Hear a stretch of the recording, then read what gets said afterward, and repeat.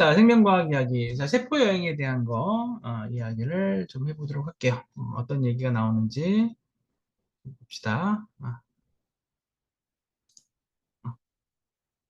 어떤 이야기가 나오는지 보도록 할게요. 음. 자, 여기 이제 처음에 항생제에 대한 이야기가 나옵니다. 자, 항생제에 대한 이야기. 소리 잘 들려요? 그죠? 자, 항생제는, 자, 1928년도에 곰팡이에서 처음으로 분리가 됐습니다. 자, 누가 처음에 분리한 줄 아세요? 여러분들 아세요? 이름. 자, 누가 있을까요? 나는 아니에요. 여러분들, 내가 위대한 과학자도 아니고, 그냥 과학을 오랫동안 한 사람이지, 위대한 과학자는 아닙니다. 그래서 내 이름은 적지 마시고, 여러분들 부모님도 아닐 것 같아요. 그래서 아마 여러분들 항생제를 곰팡이에서 처음 분리한 사람 이름 아시면 적어보세요. 누굴까요? 자, 힌트는 외국 사람입니다. 아마 여러분들이 들어본 사람일 수도 있어요. 자, 항생제를 1928년도에 곰팡이에서 처음 분리한 사람 누굴까요? 자, 우리 이거 희영이가 잘 적었어요. 자,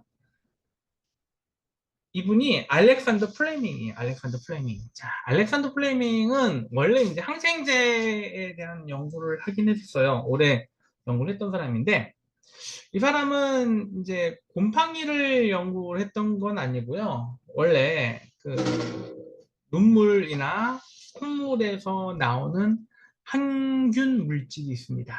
아, 항균 물질, 라이소자임이라고 하는 항균 물질을 연구했던 사람이에요. 그래서 여러분들 이제 눈물 많이 흘리는 친구들, 여러분 친구들 중에 있죠? 눈물 많이 흘리는 친구들 보면 눈이 아주 초롱초롱하고 맑아요. 그런 친구들이 많죠. 근데 눈물 속에 이 항균 물질이 있어요. 라이소자임이라고 항균 물질이 있어서 눈물을 막 흘리면은 이제 항균 물질에 의해서 눈을 깨끗하게 좀 씻어내죠. 자, 콧물에도 있습니다. 자, 그래서 이제 이 플레밍이 눈물하고 콧물에서 나오는 라이소잠이라고 하는 항균 물질을 연구해서 이거를 가지고 뭔가 이 균을 좀 죽일 수 있으면 얼마나 좋을까라는 생각을 했어요. 왜냐하면 이 당시만 해도 그 장미 가시에만 찔려도 사람들이 죽었어요. 장미 가시에 살짝 찔리는 게 아니라 조금 깊이 찔려도요. 그게 이제 염증이 생겨가지고 막 부풀어 올라서 그것 때문에 죽었습니다. 그래가지고 예전에 뭐 뮤지컬 가운데 뭐 그런 것도 있었어요. 내가 장미의 가시에 찔렸습니다. 그래서 난 이제 곧 죽습니다. 그러면서 막 울면서 하는 막 그 사랑을 막 노래하면서 하는 그런 뮤지컬도 옛날에 있었는데 자 그런 것처럼 이 균하고의 싸움은 오래됐어요. 그리고 여러분들 이 당시만 해도 뭐 총이 막 나오는 시기이긴 했지만 뭐 주로 칼싸움 많이 했죠.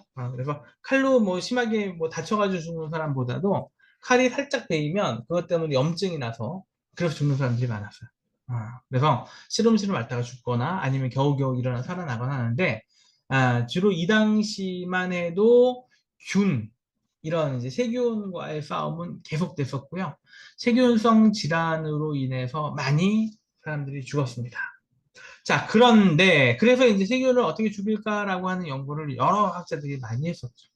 그러다가 알렉산더 플레밍이라는 하는 사람이 아주 우연하게 곰팡이에서 발견을 합니다. 어떻게 발견했냐면 이 사람이 이제 라이소자임 아까 얘기했듯이 눈물이나 콧물이나 이런 데서 나온 라이소자임을 이렇게 똑똑 떨어뜨렸더니 세균이 죽었어요. 근데 세균이 많으면 못 죽이는 거야. 이거 어떡할까라고 하고 라이소자임을 좀 더 많이 나오게 하는 법이 뭘까 하고 막 거기에 막 꽂혀가지고 막 연구를 하다가 결국 연구가 안 된 거야. 에이 다 때려쳐 안 해. 그리고 밖에 나갔다 옵니다. 한 몇 주 정도 놀러 갔다 와요. 놀러 갔다가 이제 왔는데 얘 실험실 2층에 이렇게 좀 있었나 봐요. 근데 이제 거기에 이제 이렇게 와가지고 봤더니 창문도 다 열어놓고 막 실험 기사제 같은 거 막 해놨는데 거기에 세균이 막 퍼져가지고 있었는데 보니까 곰팡이 하나 거기 이제 펴 있는 거예요. 근데 곰팡이 어디서 날라와서 폈네? 그래서 이제 씻으려고 딱 봤더니 곰팡이 주변에 세균이 싹 다 죽어 있는 거야. 깜짝 놀랐죠. 이거 곰팡이가 이거 뭐지? 왜 세균을 갑자기 죽이지? 라고 하고 곰팡이가 세균을 죽이네라고 하는 걸 보고서 보니까 이제 그 곰팡이가 파란색 푸른 곰팡이였어요. 푸른 곰팡이 주변에는 세균이 싹 다 죽어서 없는 걸 보고 푸른 곰팡이를 좀 더 배양해가지고 세균 실험을 합니다. 그랬더니 아우 되게 효과적인 거야. 대단한 거야. 아우 이거 뭐 대단하네 라고 했는데 그러면서 이제 다른 종류의 곰팡이도 막 연구해가지고 했는데 결국은 이제 푸른 곰팡이만 세균을 죽인다. 다른 곰팡이는 별로 죽이지 않는다라고 하는 거를 발견합니다. 그리고 논문을 써요. 그리고 다시 다시 자기가 하던 연구를 계속합니다. 자, 약간 어이없죠? 계속 이걸 연구했던 게 아니고, 그냥 그러고만 말았어요. 그리고 이제 자기가 원래 하던 연구를 계속 하고서 있었는데, 한 10년 정도 지나고 나서, 갑자기 그 우편이 옵니다. 우편이 와서, 이거 뭐지? 라고 뜯어봤더니, 뭐, 노벨위원회. 당신을 노벨상에 수여를 하겠습니다. 이렇게 온 거예요. 깜짝 놀랐죠? 아, 이게 뭐지? 어떻게 된 일이지? 예, 어떻게 된 일이냐? 그 중간에 이제 여러 일들이 있었습니다. 가장 획기적인 사건이 어떤 사건이었냐면 그 제2차 세계 대전이었어요. 제2차 세계 대전. 제2차 세계 대전이 이제 나면서 뭐 정말 그 여러 군인들도 많이 참전을 하고 많이 또 죽었죠. 그런데 이제 죽는 사람들이 실제로 총을 딱 맞아서 죽는 사람도 있지만 그 사람보다 총알이 스치거나 뭐 폭탄이 터져가지고 중간에 여기 엄청나게 죽는 사람들이 많았던 거야. 훨씬 더 많았던 거예요. 그러면은 이 염증을 어떻게 효과적으로 제어할 수 있고 이 세균을 얼마 세균으로 감염돼서 죽는 사람들을 어떻게 이렇게 처치할 수 있을까? 그래야지 우리가 전력 그 군인들도 금방 회복돼서 다시 싸울 수 있잖아요. 그런데 이제 살짝 뭐 상처에 베어서 죽는 사람들, 그래서 염증 나가지고 막 앓다 죽는 사람들이 많았던 거죠. 자, 그러다가 이제 미국 정부에서 이걸 어떻게 좀 해결할 수 있는 방법이 뭘까라고 하면서 어떤 일을 하냐면 플로리라고 하는 사람하고 체인이라고 하는 사람을 고용을 합니다. 그래서 이 플로리하고 이 체인이라고 하는 사람한테 이 곰팡이를 곰팡이가 아니고 이 세균을 좀 더 제어할 수 있는 방법을 좀 알아보라고 합니다. 그런데 이제 뭐 새로 실험할 수 있는 것도 아니고 해서 이 플로리하고 체인이 과거 논문을 뒤지기 시작해요. 옛날에 있었던 논문. 옛날에 사람이 실험했던 논문들 막 뒤지다가 우연찮게 알렉산더 플레밍이 썼던 논문을 발견하게 됩니다. 거기 논문에 뭐라고 써 있냐면 푸른 곰팡이가 세균을 죽일 수 있다. 이렇게 한 줄 써 있는 거예요. 그 논문도 뭐 아주 좋은 논문이 아니고요. 그냥 그렇게 했었다라고 하는 수거입니다. 그래서 이거 한번 해볼까? 라고 해서 플로리하고 체인이라고 하는 사람이 그 곰팡이를 푸른 곰팡이를 배양을 해요. 배양해가지고 이렇게 만들어 놓습니다.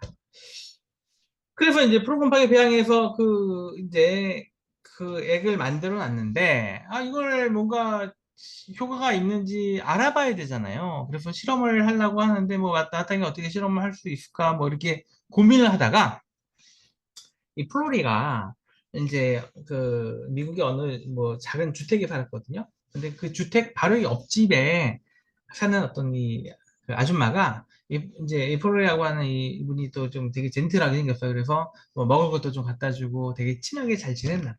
근데 이제 그날 이제 집에 딱 들어갔는데 옆에서 막 이 아줌마가 막 펑펑 우는 소리가 들리는 거야. 그래가지고 뭐지? 라고 해가지고 이제 가봤어요. 그 아줌마한테. 좀 무슨 일이에요? 라고 했더니 아줌마가 그러는 거예요. 오전에 그 숲을 이렇게 다니다가 장미를 이렇게 몇 개를 따다가 장미 가시에 눈이 찔린 거야. 그래서 이게 퉁퉁 부어 있는 거예요. 그러면서 그러는 거예요. 우리가 이제 내가 알던 이런 그 당시는 이제 장미 가시에만 찔려도 죽는다 그랬잖아요. 내가 이거를 어떻게 하면 좋을지 몰라서 난 좀 이따가 죽을 것 같아. 어떻게 막 이렇게 슬퍼하고 있는 거예요. 그래서 이 플로리라는 사람이 그래요? 그러다가 이제 며칠 지났어요. 지나서 이제 걱정이 돼서 그 아줌마한테 가본 거죠. 가봤더니 여기가 이렇게 그러니까 이만큼이 칼로 베어져 있었어요. 눈이 다 드러나 있는 여기가. 아니 어떻게 된 거예요? 했더니 의사한테 찾아갔더니 여기에 막 장미에 가시 찔린 요 부위 있죠? 여기가 계속 부풀어 오르니까 안 되겠다 싶어서 칼로 도렸대요. 거의 눈도 하나 거의 없는 정도로 이렇게 도려내가지고 이렇게 붕대를 칭칭 하고 있는 거야. 나 이제 곧 죽어 이러면서. 그래서 이제 이 플로리가 아, 어떡할까라고 하다가 아차 내가 만들어 놨던 그 곰팡이 추출물 그거 한번 써볼까? 라고 하고 아줌마한테 얘기를 합니다. 아줌마 혹시나 내가 이 곰팡이 추출물이 있는데 옛날에 한 십 몇 년 전에 이 그 어떤 그 영국의 어떤 학자가 이거 효과가 있다 그래가지고 내가 이제 한번 추출해 보긴 했는데 이게 실제로 효과가 있는지 잘 모르겠어요. 그런데 한번 뭐 이래도 죽고 저래도 죽으니까 한번 해볼래요? 그랬더니 아줌마가 한번 해보겠다고. 그래가지고 이제 추출물을 아줌마한테 주사를 합니다. 그리고 그 다음날 가봐요. 근데 웬일이야? 이 여기 염증 있는 게 싹 가라앉은 거야. 또 달래요. 그걸 또 줬어요. 그 다음날 또 가봤더니 또 주사해 달래요. 또 줬어요. 거의 막 이 여기가 정말 많이 아물어져서 정말 괜찮아지고 있는 거죠. 누가 더 놀랐을까요? 네, 물론 아줌마도 놀랐지만 플로리가 엄청 놀랐습니다. 이게 이렇게 큰 효과가 있다. 자, 그런데 문제는 아줌마가 또 달라 그럽니다. 근데 추출해놨던 게 다 떨어졌어요. 다 떨어졌습니다. 그럼 어떻게 해요? 이거 곰팡이 다시 어떻게 만들지? 라고 하고, 곰팡이 빨리 만들어야 되는데, 라고 하고, 곰팡이를 막 만들려고 하고 있는데, 그 다음날 보니까 아줌마가 좀 더 다시 이게 부풀어 오르기 시작하는 거예요. 좀만 기다리세요. 곰팡이 좀 만들어 볼게요. 라고 하는데, 그 사이에 아줌마가 돌아가셨어요. 아, 자, 그래서 이 플로리가 참 그 마음고생이 심했죠. 내가 좀 더 만들어 놨으면. 이런 생각도 들었겠고, 또 뭐였어요? 이게 정말 효과가 있구나. 이런 생각도 들었을 거예요. 자, 근데 이제 여기서 우리가 이제 좀 안타까운 사실이긴 하지만 이걸로 인해서 이제 그 항생제 개발이 본격적으로 시작하게 된 계기가 됐습니다. 그러면서 우리가 또 이제 깨달아야 될 건 뭐예요? 여러분들 항생제 먹으면 어떻게 해야 돼요? 끝까지 다 먹어야죠. 그죠? 여기서 나와 있는 것처럼 조금 먹다가 약간이라도 균이 남아 있으면 다시 균이 다시 번식해가지고 다시 우리를 괴롭힐 수 있습니다. 그러니까 균이 싹 사라질 때까지. 여러분이 병원에서 만약에 항생제를 처방받았다면, 이거 먹으면 나았어요. 이제 괜찮은 것 같아요. 라고 그만 먹는 게 아니고, 약을 받았을 때는 그 약이 끝날 때까지는 다 먹어야 돼요. 어, 그죠? 완전히 균이 없어질 때까지. 예, 그래서 여러분들 이제 항생제 같은 경우, 이제 여러분들이 이제 약사 선생님이 복약 지도할 때 그렇게 얘기하죠. 이거 끝까지 다 드셔야 돼요. 라고 하는 거는 그런 의미가 있습니다. 자, 이제 결국 어떻게 됐을까요? 자, 결국 이 플로리아고 하는 사람이 다시 연구실로 들어옵니다. 그래서 이제 고민하기 시작한 거예요. 이거 푸른 곰팡이는 분명히 효과가 있는데 내가 곰팡이를 만드는 방법을 이렇게 잘 만들질 못하겠어. 어떻게 하면 좋을까? 라고 하고서 고민하다가 아르바이트 공고를 냅니다. 알바 모집. 그리고 알바 천국에 한 건 아니겠죠. 그 다음 알바 천국 없었으니까 일단 알바 미국 이런 데다 알바 그 광고를 냈어요. 그래가지고 뭐라고 냈냐? 곰팡이 잘 키울 수 있는 사람. 곰팡이가 필요합니다. 그것도 푸른 곰팡이. 키워본 사람, 알바비 2배 줍니다. 이러고 공고를 했어요. 그랬더니, 어디 시골에서 있던 어떤 그 젊은 아주 어린 대학생인 것 같아요. 찾아와요. 내가 곰팡이는 끝내주기 키워요. 그러고 찾아옵니다. 어떻게 키워요? 그랬더니 빵 있죠, 빵. 식빵 같은 걸 가지고 어떻게 하면은 곰팡이가 엄청 많이 자란대요. 어떻게 해봤어? 그랬더니 내가 그렇게 해서 맨날 곰팡이 핀 빵 맨날 버렸어요. 라고 얘기하는 거야. 그래가지고 이제 그 친구한테 맡겼어요. 그랬더니 곰팡이 엄청 많이 키우는 거야. 대단하죠? 그래서 각기 자기 나름대로 재능이 있는 거죠. 그래서 이 친구가 곰팡이를 엄청 많이 키웠습니다. 그래서 그걸 가지고 추출합니다. 그래서 추출한 걸 가지고 전쟁터에 보내요. 그랬더니 전쟁의 양상이 달라지기 시작해요. 예. 이, 이 곰팡이 요 이름을 우리 페니실리움이라고 했는데 페니실리움 처방받은 그 병사들은 뭐 다 나와요. 다 나와서 다시 또 전쟁터에 갑니다. 금방 났습니다. 그래서 이 당시에 기적의 약으로 쓰이게 됐던 게 이 페니실린이었고요. 그리고 난 다음에 전쟁이 끝나고 난 다음에 나중에 원래 누구한테 아이디어 얻었어요? 라고 했더니 저요 사실은 알렉산더 플레밍이라는 사람이 썼던 논문 보고 만들었어요. 그래가지고 플로리, 체인, 그 다음에 알렉산더 플레밍 이렇게 세 명이 노벨상을 타게 되죠. 그런 일들이 있었습니다. 그리고 여기 이제 사진에 나와 있는 건요, 스타필로코커스라고 하는 세균입니다. 이거 뭐 사람 피부에도 많고 여러분 소리도 많이 있어요. 많이 있고 여기 많이 있는데 이 스타필로코커스라고 하는 이 노란색 세균이 사람 이제 피부에 붙어 있는 그런 모습이 여기 나옵니다. 자, 그 다음에 이제 볼게요. 자, 생물은 대부분의 생물과 세균과 원생 생물처럼 단세포이거나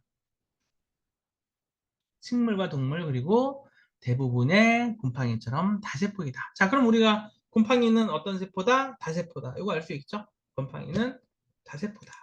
곰팡이는 다세포다. 자, 우리가 이제 현미경 여러분들 만져본 적 있어요? 현미경 만져본 적 있는 사람. 자, 만져본 적 있는 사람. 자, 여기서 그냥 만져본 거는 그냥 이제 한번 이렇게 지나가다 톡 건드리는 게 아니고 적어도 30분 이상 현미경 건드려 본 적 있는 사람 한번 얘기해 보세요.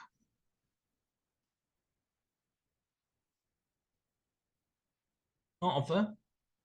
저요, 저요라고. 저요, 이거, 저요 있네요, 한 명.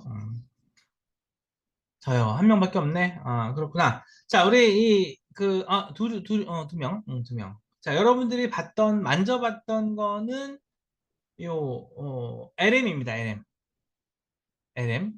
LM이라고 하는 건 광학 현미경이에요. 라이트 마이크로스코프라고 하는 라이트라고 하는 게 이제 빛이 있어가지고 볼 수 있는 현미경. 이게 라이트 마이크로스코프라고 하는 LM입니다. 거의 대부분 이걸 써요. LM이 보통은 뭐 우리 실험실에 쓰는 거는 뭐 300만 원, 보통 한 300만 원짜리 씁니다. 근데 괜찮아요. 근데 요즘은 뭐 이렇게 눈으로 보는 거, 그게 아니고, 그러니까 그 한눈으로 보는 게 아니라 두 눈으로 보는 것도 나오고요. 요즘은 이제 이렇게 모니터로 연결해가지고 모니터로 봅니다. 그리고 모니터로 보는 금액이 나옵니다. 그래서 가격이 좀 더 올라가긴 하죠. 그래서 요거는 우리가 이제 세포의 구조와 기능을 볼 때 보는 거고요. 슬라이드 글라스 위에 실을 검사할 때 봅니다. 렌즈는 간단한 구조죠. 어떻게 돼 있어요? 볼록 렌즈 두 개가 돼 있어요. 볼록 렌즈 두 개가 돼 있으니까 상하 좌우가 바뀌어 있는 이런 형태입니다. 그래서 우리가 가운데 이거 시료를 옮겨서 볼라 그래요. 근데 여기 있어. 그러면은 이렇게 내리는 게 아니고 반대로 내려야 돼요. 정반대로. 상하 좌우가 바뀌어 있는 상태니까 내가 움직이고자 하는 방향의 정반대로 움직이면 가운데로 옵니다. 자, 그 다음에 이제 배율이라고 하는 거는 시료의 실제 크기의 증가를 나타내는 거. 분해능은 주호 물체가 이제 이렇게 되어 있는 게 얼마나 떨어져서 보일 수 있는가. 이게 이제 분해능이죠. 자, 이렇게 보는데, 자, LM으로 볼 때하고, 셈으로 볼 때하고, 템으로 볼 때하고 좀 다릅니다. 셈하고 템에 대한 건 내가 좀 얘기해 줄게요. 여러분들이 보통, 이제 보는 게 이제 광학현미경이고요. 요거는, 그 옆에 있는 게 주사 전자현미경이에요. 전자현미경. 전자현미경은 정말 그 고농도로 볼 수 있는 거고요. 투가 전자현미경은 좀 다른 개념이에요. 이거는 이제 주사 전자현미경은 그냥 표면을 볼 수 있는 게 주사 전자현미경이지만요. 요거는 그 이제 그 투과전자현미경 그게 아니고 이건 이제 필름 형태로 만듭니다. 이거 뭐 예를 들어서 집신벌레라고 하는 거는요. 집신벌레가 있는 거를 한 마리 이렇게 요 네모난 큐브에다가 넣고요. 그걸 플라스틱 형태로 만들어 버려요. 빳빳하게 굳죠. 그걸 가지고요. 아주 잘게 잘라서 필름으로 예를 들어 한 요만한 정도의 플라스틱 블록에다가 집신벌레 넣은 다음에요. 요만한 플라스틱 블록을 한 2000장의 아주 얇은 필름으로 쫙 만듭니다. 잘라서 쫙 만든 다음에 그걸 가지고 쫙 붙여서 이렇게 돌려가면서 보는 게 투과전자 현미경이죠. 그러니까 요거는 안에까지 볼 수 있는 이런 형태로 되어져 있습니다. 자, 그래서 이렇게 되어져 있고요. 자, 세포보다라고 하는 건 이제 훅이라고 하는, 우리가 이제 뭐, 로버트 훅이라고 하는 사람이 처음 이제 세포에 대해서 얘기했죠. 그리고 세포설이라고 하는 거를 또 나타냈습니다. 그리고 전자현미경, 아까 내가 얘기했던 이 전자현미경은, 어, 일렉트론 마이크로스코프라고 하는 요 전자현미경 같은 경우는 전자빔을 사용해가지고 봅니다. 그래서 광학현미경보다 훨씬 좋은 분해능을 나타냅니다. 자, 그렇게 되어져 있고요. 그래서 이제 겉으로 보는 우리가 이제 스캐닝 일렉트론 마이크로스코프 같은 경우는 이제 세포 표면을 볼 수 있는 거고요. 우리가 이제 템이라고 하는 거는 이제 그 세포 내부 구조를 볼 수 있는 네, 그런 어, 구조입니다. 자, 그 다음에 그 전자현미경 같은 경우는 약 한 이제 10만 배까지 볼 수 있죠. 10만 배까지 볼 수 있는 거고, 이건 옛날 거긴 한데 전기를 또 많이 써요. 전기를 또 좀 많이 쓰고요. 이런 형태로 약간 이제 형태로 이런 형태로 이제 되어져 있습니다. 자, 이건 아주 좀 옛날 거죠. 옛날 거지만 그래도 보이는 형태는 비슷하게 써요. 자, 우리가 이제 세포 크기 범위 요거 한번 보도록 할게요.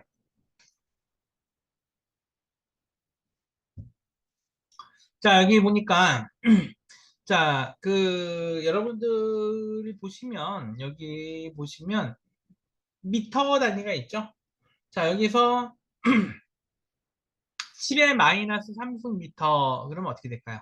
10의 마이너스 3승미터면 밀리미터입니다. 그죠? 하나, 둘, 세 개, 1밀리미터. 1밀리에서 10의 마이너스 3승을 다시 하면, 하나, 둘, 셋 해서 1 마이크로미터입니다. 자, 1 마이크로미터에서 다시 10의 마이너스 3승을 하면 1 나노미터죠. 자, 우리가 볼 수 있는 거는 1 나노미터까지 볼 수가 있습니다. 1 나노미터. 그 이상은 뭐 보기가 좀 어렵긴 하지만 나노미터 단위까지 볼 수 있는 그래서 0.1 나노미터까지도 볼 수 있다고 하는데 이게 전자현미경이죠. 전자현미경. 그러니까 우리가 육안으로 볼 수 있는 거하고 광학현미경으로 볼 수 있는 거, 전자현미경으로 볼 수 있는 게 좀 차이가 있는데 전자현미경은 정말 아주 작은 것까지 볼 수 있는 거죠. 자, 두 종류의 세포 이렇게 나왔습니다. 우리가 알고 있는 두 종류의 세포. 자, 한번 요거 채팅창에 한번 적어보세요. 자, 요거 한번 적어보세요. 두 종류의 세포. 자, 세포가 두 종류가 있어요. 뭐하고 뭐예요? 원핵세포. 자, 진핵세포.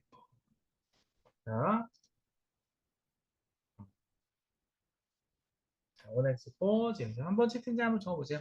원핵세포, 진핵세포. 원핵세포, 진핵세포. 자, 두 가지 종류가 있습니다. 유칼리오틱 셀이라고 하는 게 일반적인 진핵세포. 우리 몸 같은 경우는 다 진핵세포로 되어 있죠. 자, 진핵세포는 곰팡이와 식물동물 전부 다 해당하고요. 프로칼리오틱 셀 같은 경우는 세균하고 고세균 이 두 가지만 여기에 해당합니다. 원핵세포, 진핵세포. 이거는 여러분들 꼭 이제 외워두셔야 되고요. 자, 세포는 공통적인 기본 특징이 두 가지 전부 다 공통적인 특징이 있습니다. 어, 자, 플라스마 멤브레인이라고 하는 건 이제 원형질 막인데요. 원래부터 있었던 거 우리가 원형질이라고 하고요. 나중에 생긴 거 우리 후형질이라고 하거든요. 자, 어떤 아기가 있습니다. 갓난 아기가 있어요. 막 난 지 하루밖에 안 됐어요. 그 아기가 없는 건 뭘까요? 눈, 코, 입 중에 다 있죠? 하지만 그 아기는 뭐가 없어요? 어제 태어난 아기는 뭐가 없어요? 이빨이 없죠? 이빨. 자, 그럼 이빨은 사람 몸에서는 뭘까요? 후형질입니다. 후형질. 예, 원형질은 원래부터 있었던 거, 후형질은 나중에 생긴 거. 그죠? 그래서 이가 원형질 플라스마라고 하는 거 원래부터 태어날 때부터 있었던 거. 그다음 후형질로 나타날 수 있는 거는 우리가 이제 식물 같은 경우는 뭐가 있을까요? 식물은 세포벽 이런 게 이제 후형질이죠. 자, 봅시다. 모든 세포는 DNA 갖고 있죠. 그리고 단백질 만들어내는 작은 구조물. 자, 단백질 만들어내는 구조물, 이게, 자, 리보솜입니다. 리보솜. 이거를 가지고 있죠. 자, 진핵세포, 원핵세포는 중요한 차이점이 있습니다. 자, 그러면 누가 더 오래 살았던 걸까요? 진핵일까요? 원핵일까요? 자, 여러분 생각은 뭐예요? 여기 보니까 뭐라고 나왔어요? 원액은 35억 년 전에 만들어졌던 거고요. 진액은 21억 년 전에 만들어졌던 거죠. 그죠?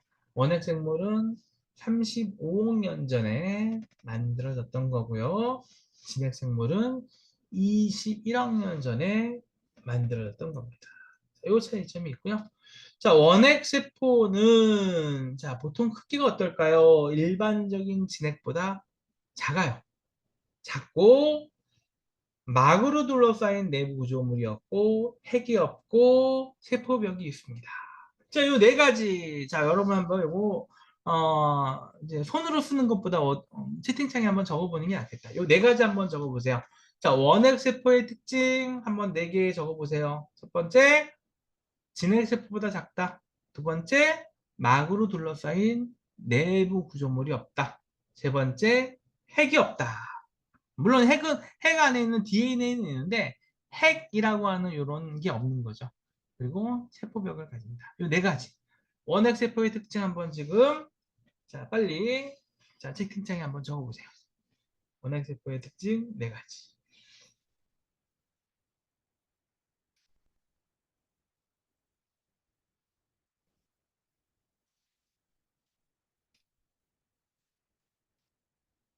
자 우리 태린 우리가 가장 빨리 적었네요.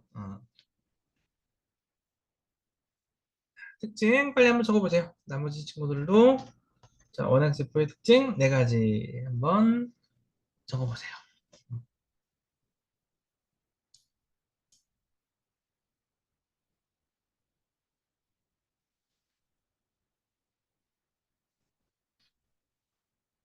아우 잘하셨어요. 자, 그 다음에 한번 우리가 정리해서 다음 얘기 한번 볼게요. 자, 여기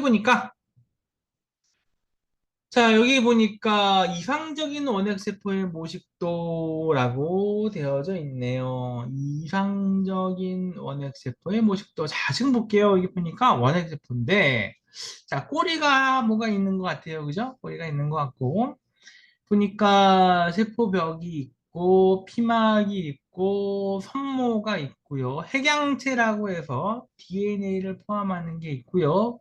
리보솜이 있습니다. 자, 요것도 단백질 합성하는 게 있네요. 그죠? 이 모양 한번 여러분들 눈에 한번 기억을 한번 해보세요. 눈에 이 모양을 기억하시고 자, 지금 어떻게 되어져 있는지 이 원핵 세포의 모양을 기억을 한번 해보시고요.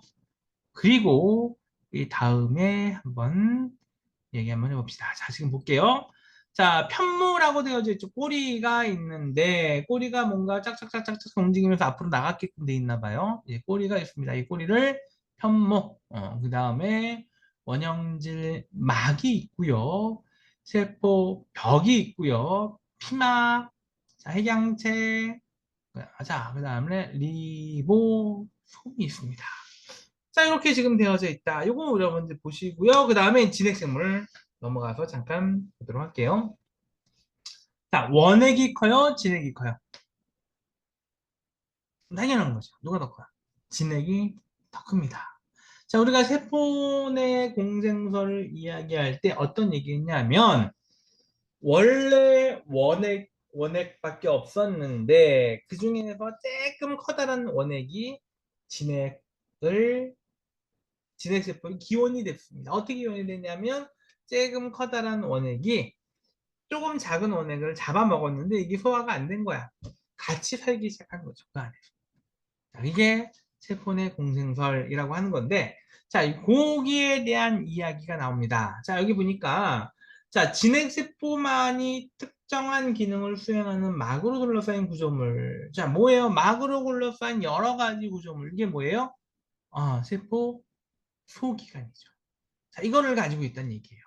진핵세포만이 특정한 기능을 수행하는 막으로 둘러싸인 구조물 세포 소기관을 가지고 있다. 자, 가장 중요한 세포 소기관은 핵입니다. 그런데 이게 진핵세포 DNA의 대부분을 가지고 있다. 이렇게 우리가 알고 있습니다. 자, 한번 조금 더 들어가서 보도록 할게요. 자, 모든 진핵세포는 바탕이 비슷하다라고 되어져 있고요. 핵과 원형질막 사이의 지역에는 세포질이 있다 그랬습니다. 자, 세포질은 액체 내에 떠 있는 여러 종류의 세포 소기관인데, 그렇게 되어져 있고요. 자, 그 다음에 여기 보니까 뭐예요? 동물세포는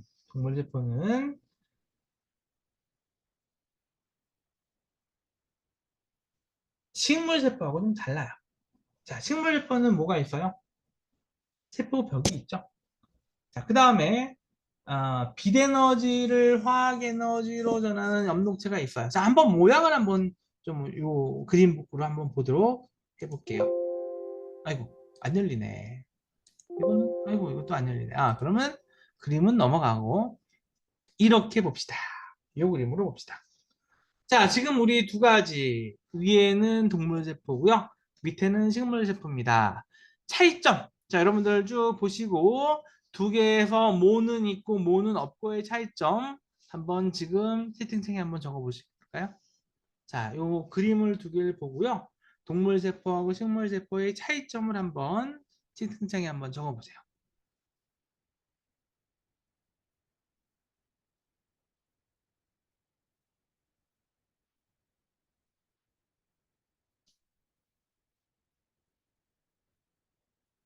자, 두 개를 보시고 두 그림의 차이점을 한번 적어보세요. 여기 밑에 식물세포에 엽록체라고 되어 있는데 이게 엽이에요. 비읍입니다. 이게 오타입니다.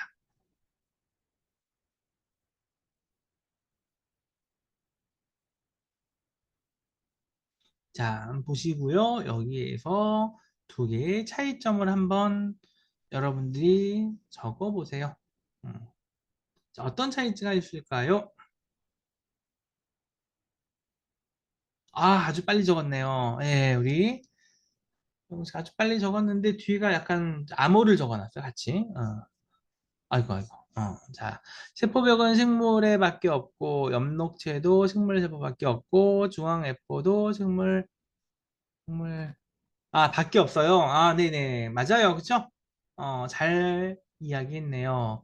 자, 보니까 액포, 세포벽, 엽록체는 동물 세포에는 없는 겁니다. 자, 그 다음 위에 보니까 또 정리해서 나오긴 했는데, 여러분들이 실제로 손으로 한번 적어보는 게 되게 중요한 부분이에요. 그래서 적어보라고 한 겁니다. 한번 적어보세요. 손으로 적어보세요. 자, 식물에 밖에 없는 거, 동물에 밖에 없는 거. 자, 한번 적어보시기 바랍니다. 음.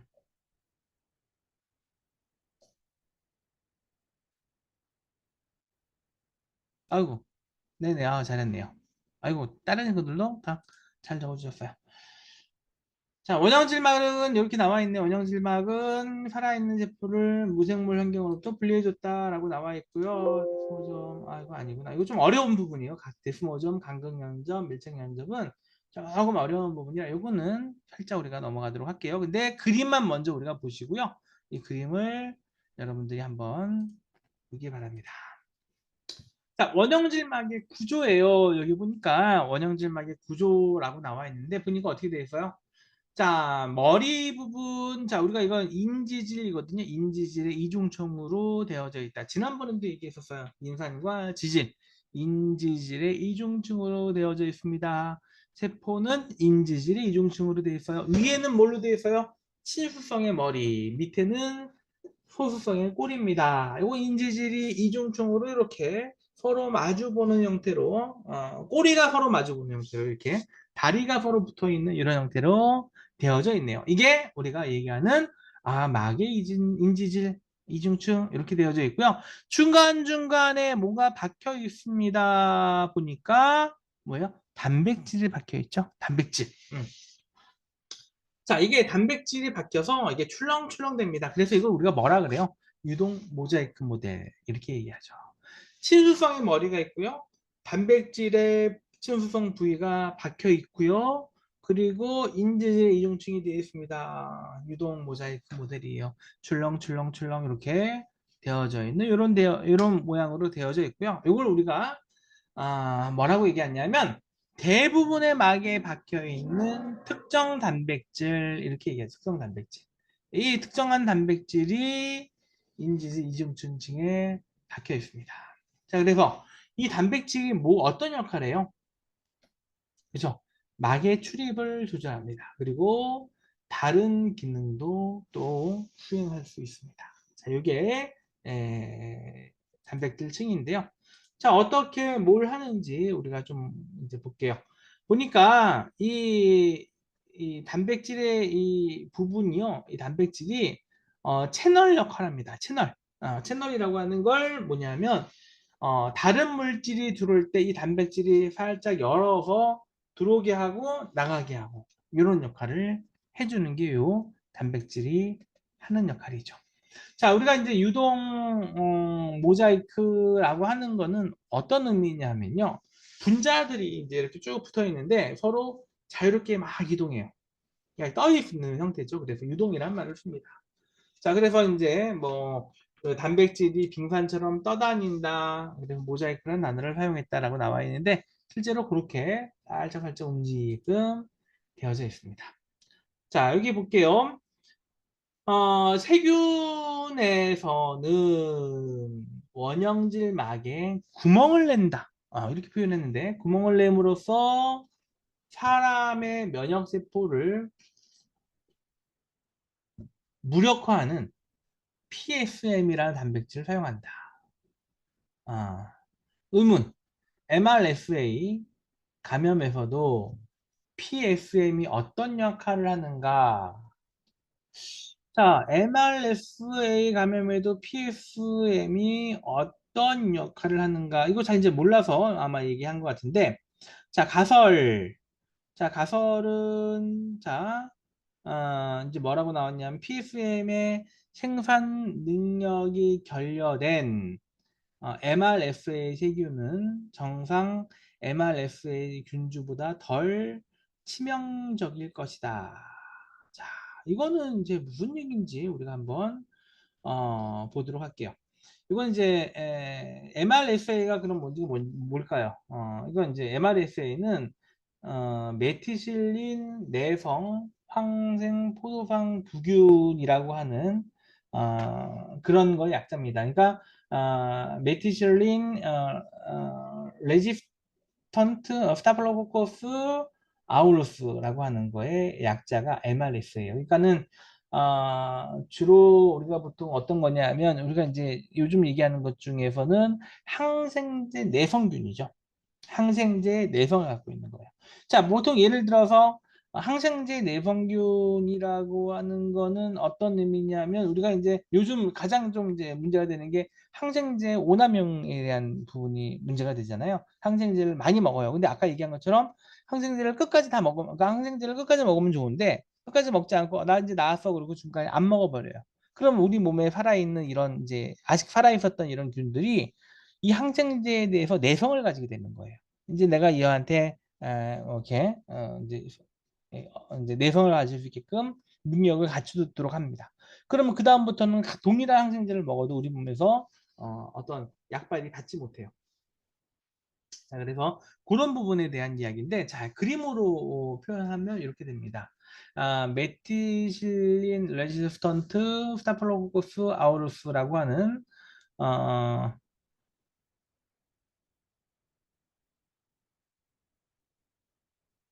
그 MRSA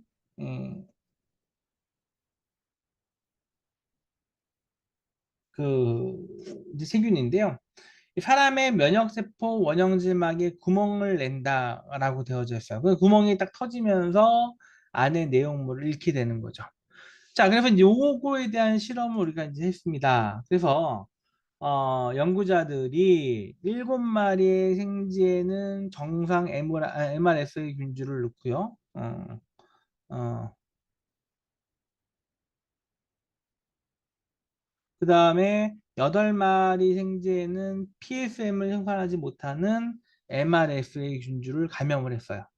그랬는데 결과는 정상 MRSA 균주로 감염된 7마리 생쥐는 모두 죽었는데 PSM을 생산하지 못하는 MRSA 균주로 감염시킨 생쥐의 경우는 8마리 중 5마리가 생존했어요. 자, 그러면은 MRS의 균주는 막을 파괴하는 PSM 단백질을 사용하는 것처럼 보였다. 그리고 그 외에 다른 인자도 생제 죽음에 작용했다. 이렇게 우리가 결론을 낼 수가 있는 거죠. 자, 그래서 이제 이런 형태로 이제 실험을 이제 했었던 이런 것들이 여기에 지금 나와 있습니다. MRSA 균주는 막을 파괴하는 PSM 단백질을 사용하는 것처럼 보였다. 그러나 다른 인자도 생제 죽음에 작용했다. 이렇게 결론을 내리는 이 이제 실험은 여러분들 뭐 나중에 이제 할 수도 있는 이런 실험이긴 한데 좀 이렇게 실험을 하고 결론을 내는 이 과정이 여기 나와 있어서 잠깐 소개를 했습니다. 자, 이제 식물세포에 대한 이야기 좀 할게요. 자, 식물세포는 원형질막을 둘러싸는 단단한 세포벽을 가진다라고 그랬네요. 자, 우리 이제 그 세포벽의 성분은 뭘까요? 세포벽의 성분. 그쵸. 여기 보니까 셀룰로스 나와 있죠? 여러분은 채팅창 얼굴이 안 보이나? 오케이, 오케이. 자, 셀룰로스로 나와 있어요. 지난번에 우리가 셀룰로스 얘기한 거 기억나요? 셀룰로스 내가 무슨 얘기 있었죠? 자, 셀룰로스는 우리는 소화를 못 시킵니다. 누가 소화를 시킬 수 있었을까요? 그쵸? 예, 위를 여러 개 가지고 있는 자, 소나, 그죠? 말이나 이런 것들, 이런 뭐 염소나 이런 애들은 셀룰로스를 소화를 시킬 수 있었습니다. 자, 세포복은 셀룰로스로 만들어져 있고 세포를 보호하고 세포의 형태를 유지하고 자, 너무 많은 물이 흡수되는 것에서 세포를 보호해준다. 자, 요게 이제 동물 세포하고의 좀 차이점인데 자, 어떤 부분인지 우리가 한번 보도록 할게요. 자, 동물 세포 같은 경우는 세포벽이 없죠. 근데 세포의 기질이라고 하는 게 있어서 이게 이제 세포 말고 조직에서 세포들이 이제 서로 붙고 보호해주고 지지해줄 수 있도록 그렇게 합니다. 그리고 동물 세포의 표면은 다른 세포와 연결해주는 셀 정션이라고 하는 세포 영접이라고 하는 구조가 있죠.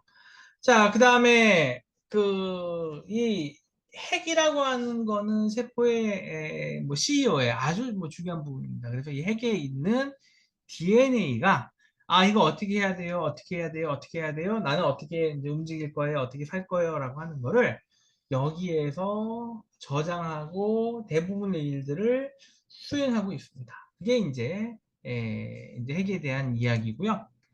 자, 이제 그림 이제 나와 있는데, 이 다음 그림에서 잠깐 볼게요. 핵은 핵막이라고 불리우는 걸로 되어 있는데, 이게 이중막이에요, 이중막. 이중막으로 되어 있어서, 되어져 있고, 이 핵 안에 보니까 핵 바깥쪽에는 구멍이 있습니다. 잠깐 우리가 한번 볼게요. 이렇게 되어져 있는데, 자, 이 그림 구멍을 먼저 보고, 다시 앞으로 나와 볼게요. 자, 이제 볼게요. 여기 보니까 핵막으로 되어져 있고, 핵공이라고는 구멍이 있죠? 이 구멍을 통해 가지고, 이 RNA라고 하는 애가 왔다 갔다? 그죠? 왔다 갔다 합니다. RNA가 나올 수 있는 거죠. 만들어졌던 RNA가 나올 수 있고, 만들어졌던, RNA가 들어갈 수 있고요. 이 핵공을 통해서 이제 뭐, 우리가 이제 바이러스에 감염된다거나 하면 그 바이러스의 DNA가 안으로 들어가가지고, 안에서 우리 몸에 있는 DNA의 구조를 살짝 바꾸기도 합니다. 자, 그 다음에 리보솜이라고 하는 거는 이핵 바깥쪽에, 핵막 바깥쪽에 리보솜이 되어져 있는데요. 요거는 이제 우리가, 소포체라고 하는 거에 딱 박혀 있습니다. 박혀 있고요. 우리가 이제 템으로 봤던 걸 보면 이게 핵막이고요. 그 표면에 핵공이라고 하는 구멍이 나와 있는 걸 볼 수 있죠. 자, 지금 다시 한번 볼게요. 자, 핵에는 리보솜이 만들어진 인이라고 하는 게 포함하고 있습니다. 그리고요, 긴 DNA 분자와 이에 결합되어져 있는 단백질로 이루어진 염색질이라고 하는 섬유가 핵 안에 저장되어 있죠. 자, 긴 섬유질 섬유 하나하나가 염색체를 구성하고 있고요. 세포에 있는 염색체의 수는 종에 따라 좀 다릅니다. 자, 그거를 이제 우리가 보면서 이 그림을 한번 보도록 할게요. 자, 지금 보니까 DNA가 이렇게 되어져 있죠. DNA가 단백질을 이렇게 감싸고 있습니다. DNA가 단백질을 하나씩 하나씩 이렇게 감싸고 있고요. 이렇게 감싸고 있는 요거를 우리가 실처럼 이렇게 보이죠. 실처럼 이렇게 보이고요. 이 실 같은 거를 염색사라고 합니다. 염색사. 염색사라고 하고요. 이 염색사가 뭉쳐 있는 걸 우리가 염색체 이렇게 이야기합니다. 이 DNA 분자가 이 단백질을 둘러싸고 있어요. 이걸 염색사, 염색질 섬, 여기는 염색질 섬유라고 표시를 했고요. 그 다음에 이게 뭉쳐있는 게 염색체입니다. 자, 지금 우리가 그림을 보니까 이제 리보솜이라고 하는 이제 그림이 이제 이렇게 나오는데요. 네, 단백질 합성을 하는 거고요. 리보솜의 구성분이 인해서 만들어진 다음에 조립된다 그랬는데요. 그거 한번 우리가 그림에서 한번 보도록 할게요. 자, 여기 볼게요. 리보솜입니다. 리보솜. 자, 이 리보솜은 이 안에 리보솜 RNA라고 하는 애가 있어요. 리보솜을 구성하고 있는 이 리보솜 RNA가 있고요. 이 리보솜 RNA가 메신저 RNA를 불러와요. 그러니까 이 메신저 RNA가 리보솜 RNA하고 같이 이렇게 작용을 하다가 메신저 RNA가 리보솜 RNA에 있는 이 리보솜에 딱 달라붙습니다. 그럼 여기에 뭐가 있냐 하면 여러 가지 정보가 들어가 있거든요. 자, 이 정보는 뭘까요? 각각의 메신저 RNA에 있는 정보는 뭘까요? 어떤 정보일까요? 자, 어떤 정보일까요? 각각의 메신저 RNA에 있는 정보는 어떤 정보예요? 어떤 정보냐면 각각의 단백질에 대한 정보입니다. 얘가 이 RNA가 갖고 있는 정보는 단백질을 만들 수 있는 정보예요. 떻게 하면 단백질이 만들어져? 자, 예를 들어서 여러분이 키가 좀 더 커야 돼요. 그래서 성장 호르몬이 필요해요. 그 성장 호르몬을 만들 수 있는 정보가 여기 들어가 있는 거예요. 그럼 요걸 토대로 리보솜에서 단백질을 합성을 해냅니다. 자, 그게 이제 조금 그림으로 보면 이런 형태로 되어져 있는데요. 자, 지금 보니까 세포질에 있는 리보솜이 있고요. 소포체에 붙어 있는 리보솜이 있습니다. 자, 두 개가 하나는 떠 있고요. 하나는 붙어 있는 모양이 나와 있네요. 자, DNA는 암호화된 정보가 있어요. 그 정보를 트랜스퍼 RNA, 메신저 RNA, 메신저 RNA라고 하는 mRNA에다가 전달을 합니다. 자, 그럼 그 어떻게 전달하냐면 이렇게 되는 거예요. 자, DNA가 이제 이렇게 쭉 있으면서 그 DNA는 어떤 하나의 세포의 사령탑이죠.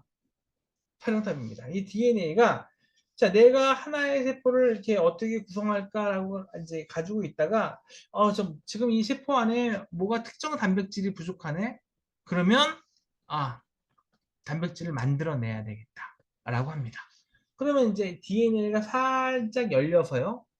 특정 단백질이 있는 단백질을 암호화하고 있는 부분을 살짝 열어요. 그 다음에 주변에서 이 인이라고 옆에 붙어 있다 그랬죠? 핵 옆에 인에서 RNA를 가져옵니다. 종이 같은 거죠, 종이. RNA를 갖고 와가지고 거기다가 정보를 심어요. 정보가 심어진 RNA가 뭐예요? 메신저 RNA입니다. 그래서 정보를 메신저 RNA에 심은 다음에 그걸 가지고 바깥으로 내보냅니다. 아까 어디를 통해서 내보낸다고 했어요? 이 메신저 RNA가 어디로 나가요? 그렇죠? 핵공을 통해서 바깥으로 나갑니다. 자, 바깥으로 쫙 나가면서 그 옆에 뭐가 있어요? 그죠? 조면소 부체가 있고요. 거기에 아까 우리가 봤던 뭐가 있었어요? 리보솜이 있었어요. 리보솜에 딱 달라붙습니다. 그럼 리보솜에 이 메신저 RNA가 딱 달라붙으면 그 정보에 있는 것대로 옆에서 떠다니던 트랜스퍼 RNA라고 하는 애가 주변에 막 떠다니고 있던 뭘 가져와요? 아미노산을 하나씩 하나씩 갖고 옵니다. 그래서 붙여요. 붙여요. 그래서 우리가 필요로 하는 뭔가를 만들어내죠. 그래서 단백질이 그렇게 만들어지는 거죠. 자, 지금 보면은 다시 한번 이걸 정리해서 이렇게 나왔는데, 자, DNA가 있어. DNA는 여러분들 몸 안에 있는 모든 DNA에 있는 정보는 똑같아요.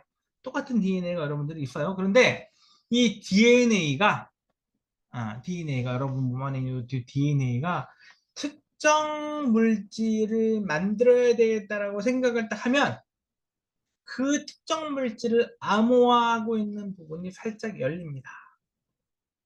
살짝 열려요. 그 살짝 열려 있는 거에서 RNA가 따다다다닥 복사가 돼요. 자, 따다다닥 복사가 됩니다. 그 복사된 그 RNA를 우리가 뭐라 그래요? 메신저 RNA라고 해요. 그 메신저 RNA가 어딜 통해서 핵공을 통해서 탁 나옵니다. 나와가지고 세포질로 가서요. 세포질에 누가 붙어 있어요? 이게 리보솜이 있죠. 리보솜한테 갑니다. 가가지고 거기 밑에 쫙 깔려요. 깔리면 이 리보솜 RNA가 있어요. 그 머리가 있는 애죠. 리보솜 RNA가 있어서 메신저 RNA에 있는 정보를 딱 읽어가지고 주변에 떠다니던 트랜스퍼 RNA한테 얘기를 해요. 지금 여기서 필요로 하는 거 갖고 와, 하나씩. 뭐 리오신, 뭐 트리토판 이런 하나씩 갖고 와. 라고 하면 이제 트랜스퍼 RNA가 막 다니면서 갖고 옵니다. 자, 그런데 그 갖고 오는 건 어디서 난 거예요, 여러분들? 얘가 재료를 갖고 오잖아. 그럼 어디서 난 거야, 그 재료는? 재료는 어디서 난 거일까요? 트랜스퍼 RNA가 가지고 오는 여러 가지 재료는 어디서 난 걸까요? 한번 적어보세요, 여러분들. 어디서 난 거야?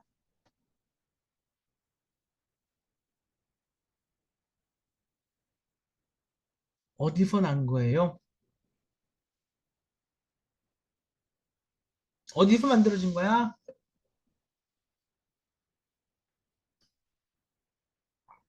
잘 몰라요? 어디서 만들어진 걸까요? 트랜스퍼 RNA가 가지고 오는 여러 가지 재료는 어디서 만들어진 걸까요? 자, 잘 모르면 몰라요라고 적어보세요. 답은 다섯 글자입니다. 다섯 글자. 모르겠어요. 그거 다섯 글자긴 한데 그건 답이 아니고 몰라. 이건 세 글자입니다. 몰라요. 그건 아니고 다섯 글자입니다. 자, 나머지 친구들. 또 한 친구 잘 몰라요? 몰라요? 모르겠어요. 자, 뭐 같은 얘기긴 한데 자, 정답은 다섯 글자예요. 내가 먹은 것. 내가 먹은 내가 먹은 것. 자, 여러분, 이제 돼지 껍데기도 요즘 막 많이 먹더라고요. 그죠? 돼지 껍데기. 콜라겐이 많이 있어. 이거 먹으면 피부가 좋아져요. 뭐, 돼지 껍데기처럼 피부가 변하는 건 아니고.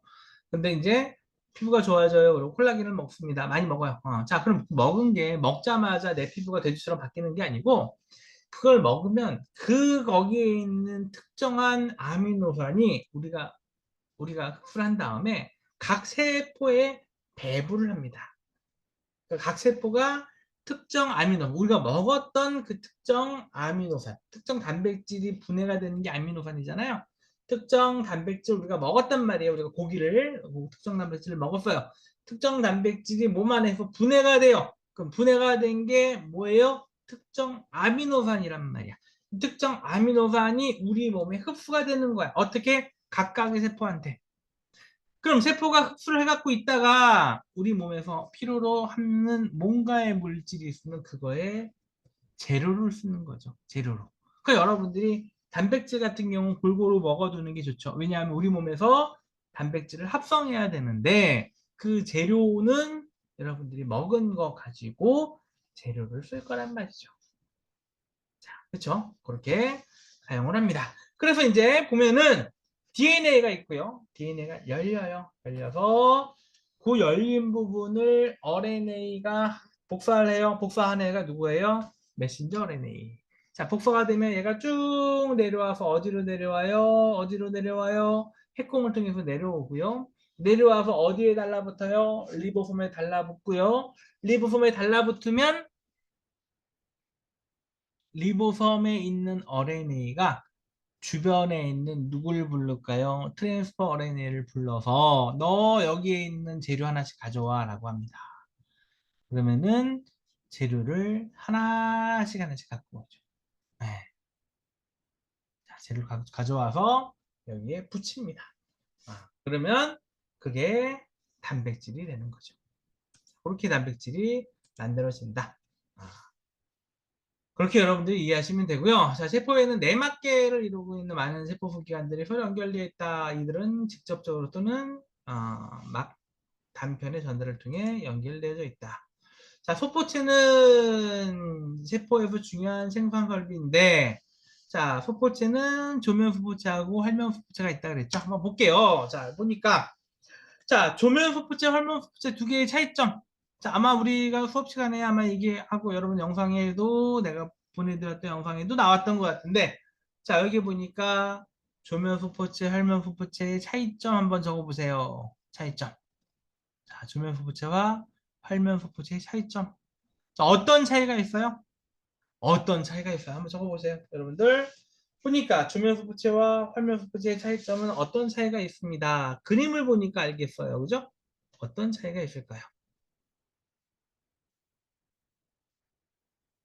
모양의 차이. 그쵸? 모양도 차이가 있네요. 그리고 그거 말고 어떤, 그렇죠. 조금 디테일하게 들어가면 뭐가 있고 없고예요? 그쵸? 조면소포체는 리보솜이 박혀 있습니다. 아니면 주변에 있습니다. 그죠? 조면소포체는 리보솜이 박혀 있거나 주변에 있어요. 그죠? 그렇죠? 리보솜이 주변에 있거나 박혀 있습니다. 활면소포체는 어떨까요? 없어요. 없어요. 그럼 두 개의 차이점은 뭘까요? 어떤 차이가 나올까요? 리보솜이 박혀 있다라고 하는 거는 뭐냐면 특정한 단백질을 만들 수 있다는 얘기예요. 그러면 조면소포체는 특정 단백질, 단백질 종류가 어마어마하게 많잖아. 그죠? 이런 피부도 단백질이지만 여러분들 먹는 계란도 단백질이고 우리 몸에 있는 여러 가지 성분들이 단백질 종류가 어마어마하게 많아요. 그거를 여러 종류의 단백질을 만들려면 설계도가 있어야 되잖아. 그 설계도를 누가 가지고 있는 거야? 리보솜이 가지고 있는 거야. 그죠? 어떻게 설계도를 갖고 올 수 있어요? 그죠? 메신저 RNA를 통해서. 활명 소포체는 그러면 없으니까 얘는 뭘 만들어낼까요? 없으니까 뭐 만들어내? 얘는 만들어낼 수 있는 게 간단한 거밖에 없어. 뭐야? 지질 같은 걸 만들어낸다. 지질. 네. 그래서 자, 우리가 조면 소포체는 이제 우리가 소포체 막의 바깥쪽에 리보솜이 붙어진 이름인데 이거는 이제 막단백질과 분리단백질을 생산하고 여기에 운반석고가 안으로 쌓여서 들어가 있습니다. 자, 이런 모양으로 되어져 있고요. 자, 지금 보니까 어떻게 되어 있어요? 리보솜이 있죠? 리보솜이 있고요. 리보솜이 아미노산을 폴리페프티드를 연결하고 이 사슬은 막을 통해 소포체 안으로 들어가고요. 여기에서 분비 단백질이 들어가고 소포체로부터 또 빠져나오고 뭐 이런 과정이 만들어지는 겁니다. 자, 활명 스포츠는 어떻게 될까요? 활명 스포츠는 뭐 합성한다? 활명 스포츠는 뭐 만들어요? 스무스 스포츠 뭘 만들어요? 지질을 합성한다. 자, 우리 요거 한번 채팅창에 한번 적어볼게요. 활명 스포츠는 지질을 합성하고 간세포가 순환하는 약제를 해독합니다. 활면소포체는 약제를 해독하기도 해요. 자, 두 개 한번 지금 적어보세요. 활면소포체는 스테로이드를 포함하는 지질을 합성하고 간세포가 순환하는 약제를 해독시킨다. 이 두 가지. 자, 지금 보고서 한번 적어보세요. 지금. 자, 채팅창에 이렇게 한번 좀 쭉 적어보시면 됩니다. 채팅창에 여러분들이 적어보세요. 자, 두 가지 이야기 어렵지 않은 얘기입니다.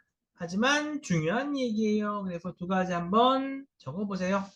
두 가지 이야기 한번 적어보세요. 자, 할머니의 역할 뭐 한다, 뭐 한다 요거를 적어보시면 됩니다. 자, 뭐 한다, 뭐 한다 적어보세요.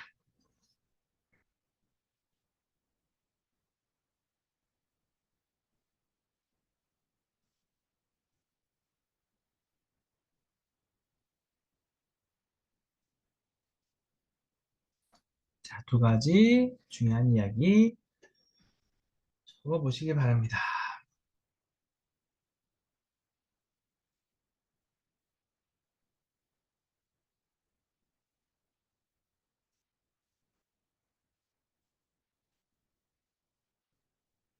자, 다 적으셨죠? 자, 그러면 자, 또 다른 이야기 우리가 좀 하도록 할게요. 자, 또 다른 이야기. 자, 어떤 얘기가 있을까요? 자, 이번에는 우리가 골지체에 대한 이야기를 좀 하도록 할게요. 골지체. 자, 골지체. 자, 골지체는 뭐 하는 걸까요? 골지체는, 자, 뭐라고 나왔어요? 소포체와 밀접하게 협력하면서 일하고, 세포의 화학 생산물을 받아들여 정제하고, 보호하고, 분해한다. 자, 골지체 모양이 어떻게 되어 있는지 한번 보겠습니다. 골지체 어떻게 생겼고, 어떤 모양인지, 보도록 할게요.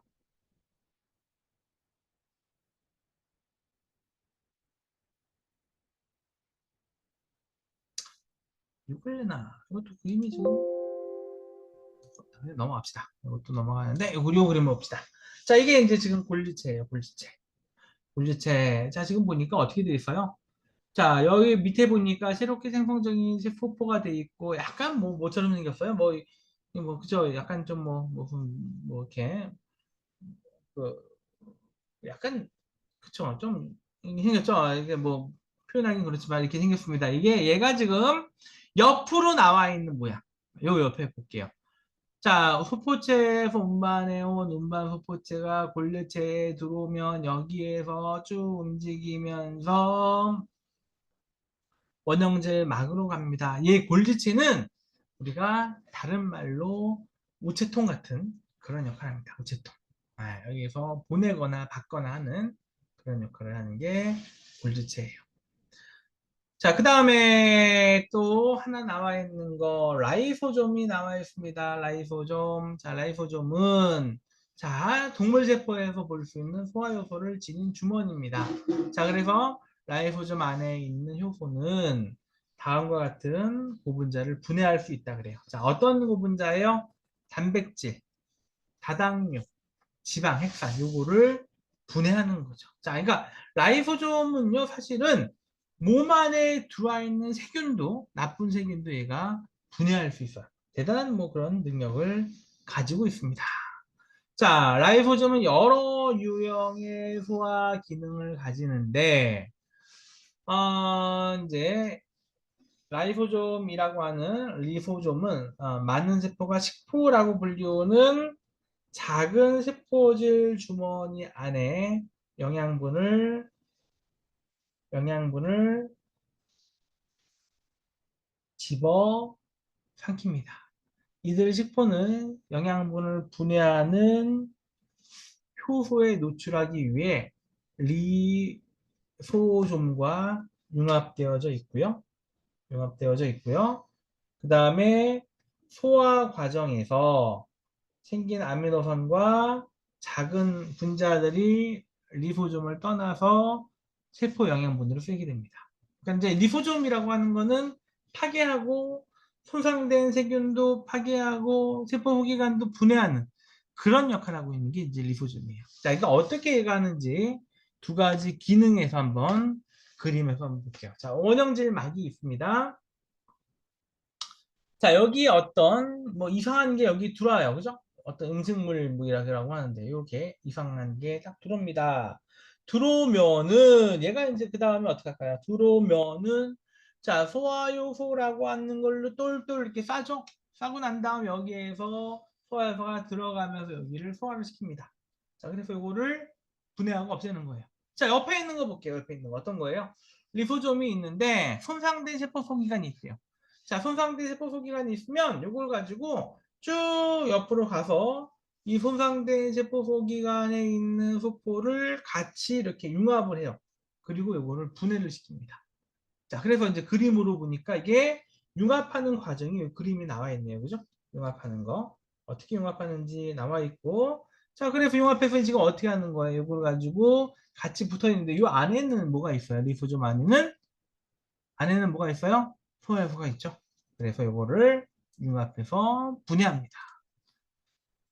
자, 그 다음에, 자, 이제 우리가 식물세포는 이제 분해하는 장치, 뭐 그런 게 없으니까, 사실은 액포에서 이런 것들을 또 저장하기도 하는 게 식물세포의 또 과정 중에 하나입니다. 이거 좀 다른 개념이죠? 다른 개념이죠. 그래가지고, 이제, 액포라고 하는 건 식물세포에 있는 건데, 이거는 호프체에서, 골지장치에서 떨어져 나온 막성 주머니로, 세포에 있는 물을 밖으로 배수 또는 식물의 중앙세포에서 영양분을 저장하거나 물을 흡수하거나 독소나 색소나 독을 또 가지기도 하는 그런 게 있습니다. 자, 지금 이제 볼게요. 이건 이제 우리가 집신벌레 같은 경우는 뭐 여기에 있는 요거는 식물하고는 좀 다른데요. 요거는 집신벌레에 있는 겁니다. 집신벌레에 있는 뭐 수축포 같은 건데 이 수축포는 이제 내부에 있는 것들을 바깥으로 빼낼 때 이제 사용하는 거죠. 그리고 밑에 있는 거는 식물지포에서의 중앙세포입니다. 자, 이제 정리해서 이제 우리가 보도록 할게요. 핵막, 소포체, 골지체, 리소좀, 액포, 원형질막 이런 것들이 내막계에 존재하고 있다. 그래서 얘네들이 서로 연결해주고 있다. 그림으로 보면 이렇게 되어져 있네요. 자, 뭐예요? 조면소포체가 있죠? 그 다음에 운반소포가 있죠? 골지체가 있죠? 운반소포가 있습니다. 자, 조면소포체에서 우리가 이제 두 가지가 조명 스포츠에서 또 얘기할 게 있는데요. 첫 번째가 이제 뭐냐 하면, 자, 조명 스포츠에서 여러분들이 봤을 때 뭐가 박혀 있다 그랬죠? 자, 뭐가 박혀 있다 그랬어요? 조명 스포츠에 박혀 있는 거? 뭐가 박혀 있다고 했었어요? 아까 얘기했는데, 자, 조명 스포츠에 뭐가 박혀 있다 그랬습니다. 자, 뭐가 박혀 있다 그랬죠? 뭐가 박혀 있다? 그쵸? 솜이 박혀 있습니다. 그런데 이게 조금 달라요. 자세히 보니까 조면 소프체에 딱 박혀 있는 리보솜이 있고요. 어떤 애는 약간 떠다니는 애가 있어요. 두 개의 차이점이 뭘까요? 두 개의 차이점.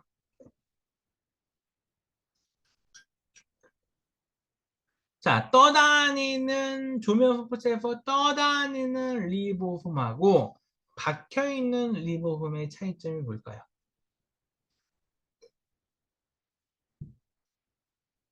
자, 아는 사람. 한번 잘 모르면 몰라요 라고 적어보시면 돼요. 모르면 몰라요 라고 적어보시면 돼요.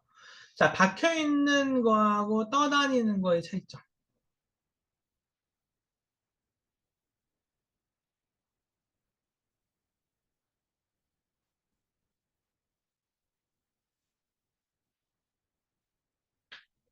자, 박혀있는 거는요, 박혀있는 거.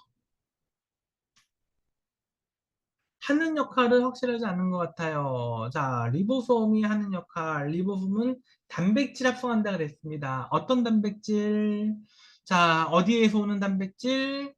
그렇죠. 핵에서 오는 RNA에는 단백질을 RNA에서 뭐뭐를 만들려고 하는 단백질을 합성을 하는데 이 조면 스포츠에서 리보솜이 딱 박혀 있는 거는요.